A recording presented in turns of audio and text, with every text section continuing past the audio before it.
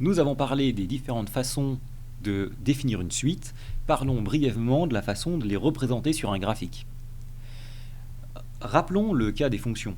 Lorsqu'on a une fonction, par exemple f de x égale 2x carré plus x plus 1, on peut visualiser cette fonction en faisant un graphique. Ça veut dire quoi? Ça veut dire qu'on va prendre différentes valeurs de x ici en abscisse et qu'on va regarder en ordonnée.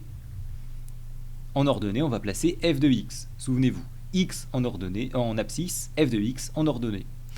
Et donc chaque point ici, son abscisse c'est une valeur de x, son ordonnée c'est l'image qui correspond par la fonction f. Eh bien, on peut visualiser exactement de la même manière une suite numérique, une suite de nombres. Qu'est-ce qu'on va faire? On va faire ce qu'on appelle un nuage de points. Prenons l'exemple de un égale 2n au carré plus 1. Ça veut dire quoi? Ça veut dire que ici, par exemple, u0, c'est 2 fois 0 au carré plus 1, ce qui fait 0 plus 1, ce qui est égal à 1. u1, ça va être égal à 2 fois 1 au carré plus 1, ce qui nous fera 3. Et ainsi de suite. Donc je peux calculer comme ça les premiers termes de ma suite. Et donc ça va me donner les différents nombres pour les différentes valeurs de n. Si je calcule un petit tableau avec les premières valeurs, je vais avoir que pour 0, ma suite vaut 1, pour 1, elle vaut 3, pour 2, elle vaut 9, et ainsi de suite.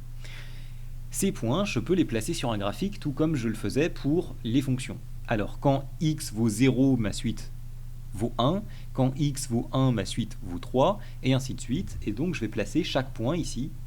Chaque point, ce sera une valeur de n, et en ordonnée, la valeur un qui correspond. C'est ce qu'on appelle un nuage de points, c'est très simple, il suffit de faire un tableau de valeurs et de placer les points sur un graphique.